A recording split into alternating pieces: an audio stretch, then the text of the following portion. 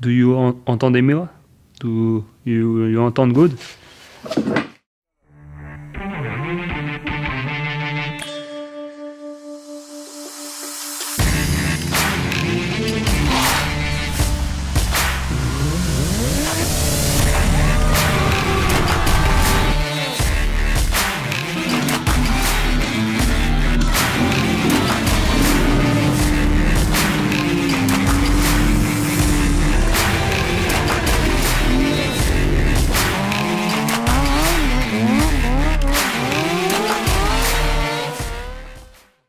Bon, aujourd'hui on va faire simple. J'avance un petit peu, mais pas grand chose. Le compresseur est en place, les injecteurs sont en place, branchés, le circuit d'essence est branché. Il faut finir de mettre le boîtier, mais bon, c'est pas l'objet de la vidéo. De quoi c'est qu'on va parler? Ça fait bizarre de te poser là. Ça va être un FAQ tout simplement, où je vais reprendre toutes vos questions. La plupart, je vais sûrement en oublier de toute façon. Et que vous avez posté sur Insta et Facebook. Et je pense pas qu'il y en aura autant. Donc je vais essayer de répondre à peu près tout le monde. Et vous verrez que des réponses vont être très pertinentes et d'autres très pas pertinentes du tout. Bon, de toute façon, on est tous dans la même galère, donc on a du temps à perdre. Hein, donc allons-y. Alors, première question du petit Jérémy Mérires, qui suit depuis longtemps apparemment. Elle est où le E36? Ceux qui suivent les vidéos Switch ont vu sûrement que c'est monsieur Cafon qui avait récupéré la E36, donc mon missile sur lequel j'ai appris à rouler. Et pour l'instant, il l'a pas trop cassé. Un petit peu, mais pas trop. Donc ça va, on peut l'applaudir. Cafon qui casse pas quelque chose, c'est rare. Comme Chouf, vous me direz, mais là, Cafon ne l'a pas encore cassé. Fred Vengeant. Désolé pour les noms aussi, si j'épelle mal, si je dis mal. C'est pas grave, c'est la vie. Tu lui as fait quoi de beau à son 1UZ à Nadège, à part les bobines R8 et le compresseur? Alors, Nadège, qu'est-ce qu'on... Alors, le bloc, parce que j'ai vu que la question allait revenir, le bloc est stock, pas décomprimé. Et il a à peu près 200 000 km. Je l'ai testé une fois, il roulait très bien. Donc bon, on va espérer que ça continue. Donc, on lui a mis le compresseur, Eaton M112. Une cale sur mesure faite par Elate MFG. Il va y avoir le lien en bas, là, enfin le nom, leur Insta. C'est des Australiens qui font beaucoup de moteurs comme ça. Donc eux, ils ont fait une cale, il y a plusieurs niveaux de cale, on va dire. Ça, c'est la cale vraiment basique. Il y en a une qui est en low mount, donc pour le descendre un peu plus. Et là, ils font un kit même pour pouvoir intégrer un échangeur RO. Donc Elate MFG, la cale d'adaptation, qui va sur une partie de la pipe d'admission d'origine, qui se sépare en deux, on vient mettre leur cale. En dessous, il y a des rampes d'injection gros débit BPP, qui sont prévues pour entre 1000 et 1500 chevaux. Je pense qu'on va être large. Avec des injecteurs ID 1050X, pareil, qui sont prévus pour développer à peu près entre 800 et 1000 chevaux sur ce bloc-là. Donc on devrait être large. Il y a les bobines R8, il y a la gestion programmable. À l'arrière, donc il y a le réservoir avec les pompes à essence. Donc on a une pompe de gavage, on va dire. Le réservoir radium n'a pas de réservoir tampon. Tout est intégré dans le réservoir. Dans le réservoir, vous mettez une grosse partie où il y a un réservoir tampon intégré. Donc on a une pompe qui remplit ce réservoir tampon. Et après on a deux pompes, on peut en mettre jusqu'à 3, moi j'en ai mis 2, qui envoient dans le circuit d'essence. Donc la pompe de relevage, de remplissage du tampon, c'est si je dis pas de bêtises, c'est les nouvelles Walbro, les 450 litres/heure. Et les deux pompes du circuit sont des GSS 342, donc 340 litres/heure. Histoire d'être large, vu qu'on va tourner à l'éthanol, je préférerais vraiment être large sur tout ça. Qu'est-ce qu'on a d'autre? Après, ces bougies un peu plus froides que d'origine. On a le gros radiateur, on a radiateur d'huile DDA, radiateur d'huile moteur que vous avez déjà vu. J'ai vu que cette question revenait aussi, donc je vais y répondre tout de suite. On a un papillon 90 mm avec une admission sur mesure et 2 filtres à air. Et tout le monde me dit mais pourquoi 2? Parce que ça va 2 fois plus vite, c'est comme ça, c'est mathématique.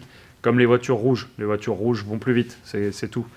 Donc là on en a mis 2 pour que ça aille 2 fois plus vite. C'est très sérieux comme réponse et je n'y reviendrai pas. Donc voilà en gros ce qu'il a comme préparation, donc il n'a pas grand chose. Si tout va bien, l'an prochain j'ai un autre bloc de côté qu'on prévoit d'énerver un peu plus avec un compresseur un peu plus gros.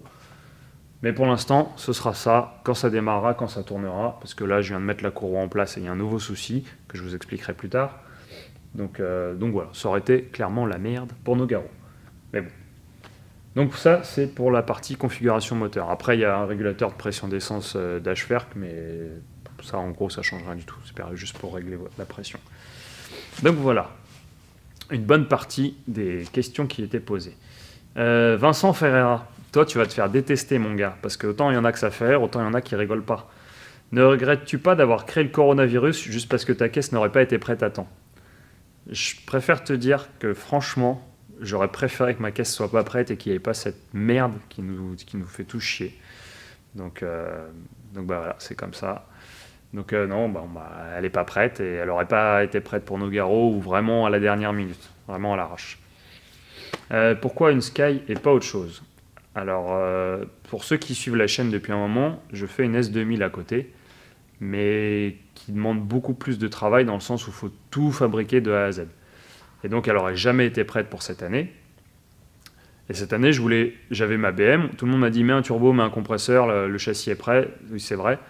Mais des BM, je pense qu'il y en a à peu près 4 600 000 qui doivent tourner en drift. Donc pour moi, une BM reste une BM. Vous voyez, James Dean, ouais, ok, c'est une Eurofighter, c'est une BM de ouf. Ça reste une BM. Elle est super belle, c'est original, c'est une BM. Donc j'aime bien, j'adore les BM, ça marche très bien, mais je voulais quelque chose de plus visuel et de plus rare, on va dire. Donc je regardais un peu les 33, je regardais les Supra, même si on ne voulait pas spécialement, parce qu'il y en a déjà un qu'on connaît, qu'on a une. Donc je regardais un peu tout ce qui était exotique. Je regardais les Dacia Duster aussi. Mais voilà. Donc non, c'était une Skyline, parce que c'est tombé, on m'a envoyé une annonce. Elle était déjà roulante, on va dire. Et voilà, ça me limitait la charge de travail. Donc j'ai dit une 33, c'est cool, ça a une bonne gueule, on n'en voit pas souvent, je valide. Donc je suis parti la chercher, mais vous avez la vidéo il y a quelques temps. Pierre Iranzo, c'est quand qu'on la souille? Bah bientôt j'espère. Combien tu comptes tirer de ton nouveau setup? Alors clairement ça va pas être un énorme setup. Je pense que si on tire entre 400 et 450 ce sera très bien pour cette année. Sachant que j'ai tout fait pour le libérer. Il y a aussi, j'ai oublié tout à l'heure, les collecteurs sur mesure, la ligne. Et les collecteurs le libèrent pas mal normalement ce moteur là. Mais voilà, on va tourner, je pense, entre 400 et 450, ce sera très bien. Sans décomprimer, je pense qu'on peut aller plus loin, mais j'ai pas envie. Des néons, bien sûr, ça, les néons, c'est obligatoire. Alors, première question, Alexandre Hubert. Pourquoi Nadège? Parce que. Deuxième question, quelle est la puissance du moulin à fumée qu'il y a dedans? Alors, d'origine, les 1 UZFE de cette génération font 260 chevaux. Vous avez plusieurs phases. Celle-ci fait 260 chevaux, avec des grosses bielles d'origine. Suivant les phases, il y en a qui ont des grosses bielles, d'autres non. Ça, c'est encore autre chose. Et donc, le bloc là fait 260 et on espère tirer donc 400, 450 comme je viens de dire. Un petit spoil visuel de cette putain de bagnole. Alors, je pourrais, il y en a un qui va pigner si je fais ça, mais c'est tentant parce que je l'ai là en plus, le visuel. Alors, le mieux, c'est que j'ai le visuel de la Supra. Genre, si je fais comme ça, voilà, je l'ai spoilé, comme ça. Hop là, voilà, mais bientôt. Enfin, bientôt. Non, du coup, mais normalement bientôt. Salut Adrien Kelevra. Tu as privilégié les mi ou au régime? Parce que les compresseurs, tu peux régler comme tu as envie. Alors, tu peux régler comme tu as envie, oui et non. Mais j'ai pas privilégié de régime particulier. Là, on est sur un V8 qui a déjà du couple, compresseur qui rajoute du couple. Donc, je voulais juste avoir une grande plage d'utilisation. Donc, je pense que là, en gros, de 2000 jusqu'à la rupture, je sais plus à combien elle est. Ça devrait être pas mal. Prêt pour aller sur Namek? Bien sûr, Mike MCT, on va y aller direct. Dams McFly, donc pourquoi le filtre à air? Je t'ai répondu. Nico Jacques, as-tu ouvert le moteur? Il est origine ou forgé? Vilobial piston, Super Maracam? J'ai répondu, il est full stock. Pourquoi faire une caisse qui ne sera jamais homologuée par le Druide? On en a parlé avec le Druide, en échange de quelques brins de houx et 2-3 autres choses, ça devrait être homologué.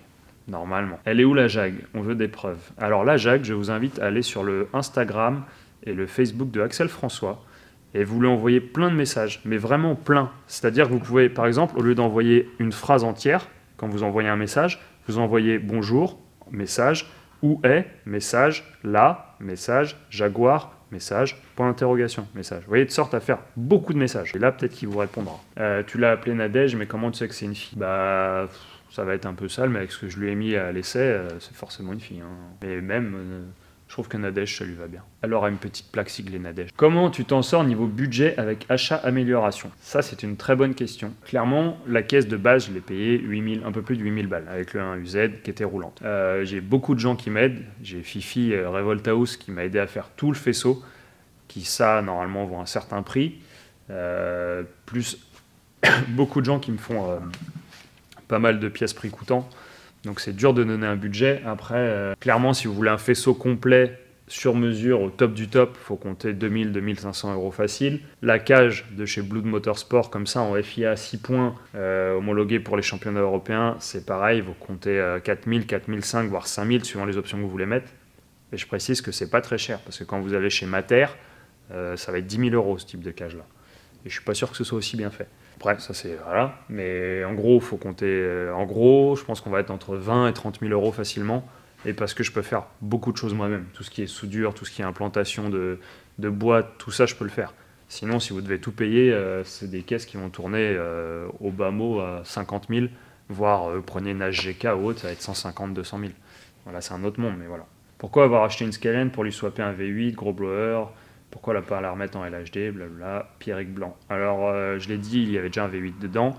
Le RB 25, 26, enfin tout ce qui est RB, pour moi, c'est de la chinoiserie. Donc quand ça marche, c'est très bien, mais ça marche pas souvent. Sauf si vous mettez un budget illimité dedans. Mais donc pour moi, ça reste moins fiable. Donc je préférais partir sur quelque chose de plus fiable et surtout de plus exploitable. Un V8, clairement, on a du couple, on a une plus grande plage d'utilisation. Techniquement, c'est ce qu'il y a presque de mieux. Alors il y a le 2JZ qui est très très bien aussi, mais qui est vraiment hors budget si vous cassez quoi que ce soit, et je ne voulais pas et je ne pouvais pas. Pourquoi pas l'avoir passé en LHD? Parce que je préfère le RHD, ça reste une Jap, et parce que sur circuit, je trouve ça plus intéressant d'être à droite par rapport au sens de rotation des circuits. Et donc voilà, je ne peux pas m'embêter à faire ça. Vivien et Madou. Les bobines R8 montent sur tous les moteurs. Quel est le modèle du compresseur et de quel auto il provient? Alors, les bobines R8, ça peut aller sur quasiment tous les moteurs. Après, bien sûr, il faut refaire la partie faisceau pour les bobines. Il faut refaire la gestion et avoir une gestion programmable qui accepte ces bobines-là. Donc, ça se monte, mais c'est du travail quand même. Ça se fait pas n'importe comment. Et sinon, ce compresseur-là vient d'une Ford Mustang Cobra SVT. Il est aussi utilisé sur les Jaguar XKR. En compresseur avec le 4 litres 2 V8 si je dis pas de bêtises. Pourquoi pas avoir gardé le RB? J'ai dit, fiabilité. En grande partie pour moi c'est ça. Qu'est-ce qu'on a d'autre comme petite question? Je parie que Nadège était une de tes fantasmes. Même pas, c'est faux. J'ai pas eu de Nadège en fantasme. PK une 33 et pas une 34. Alors une 34 coûte beaucoup plus cher. J'aurais bien aimé, mais c'est plus dur à trouver et c'est beaucoup plus cher. Tu vas changer les jantes? Oui, bien sûr, ça c'est sûr et certain que ces jantes-là ne vont pas rester. J'attends des JR, merci Drift Shop, pour des petites JR 25 qui devraient être bien cool en 18. Baptistou, les endives, tu les préfères braisées ou en salade? Je n'aime pas les endives, désolé, et je suis très dur sur le végétal. Elle est où Jaguar? Pourquoi on l'a plus? Pourquoi Nadège? Non, sérieusement, elle est où la Jaguar? La Jaguar, Axel François, hein, je te dis, plus vous enverrez de messages et peut-être plus tôt elle répondra. C'est pas directement pour elle, mais vu que tu as complètement monté de A à Z, je me demandais comment ça se passe au niveau des homologations, car une voiture de rallye VHC, je dois en permanence vérifier que tel ou tel modif soit homologué. Eh ben, on est pareil, c'est-à-dire qu'on ne va pas balancer n'importe quel siège baquet, ou n'importe quel harnais, ou faire un arceau n'importe comment. C'est l'arceau, si vous le faites vous-même de A à Z, il y a beaucoup de normes à respecter, et quand vous n'êtes pas dedans, c'est très compliqué. Alors on m'a aussi demandé, j'avais dit que j'y répondrais d'ailleurs, pourquoi je ne l'ai pas fait. Moi-même, je ne l'ai pas fait parce que je n'ai pas les machines, même si je l'ai acheté, je n'ai pas la place de la mettre en place. Je n'ai pas les connaissances, ça aurait été le premier que j'aurais fait. Donc j'aurais mis 100 fois plus de temps et il aurait sûrement été beaucoup moins bien fait. Et du coup, tout ça fait que j'ai préféré le donner à Blood, qui fait un taf de ouf, qui sait ce qu'il fait, qui l'a fait 2 fois plus vite, qui sait quoi faire pour qu'il soit homologué, puisqu'il en fait très souvent.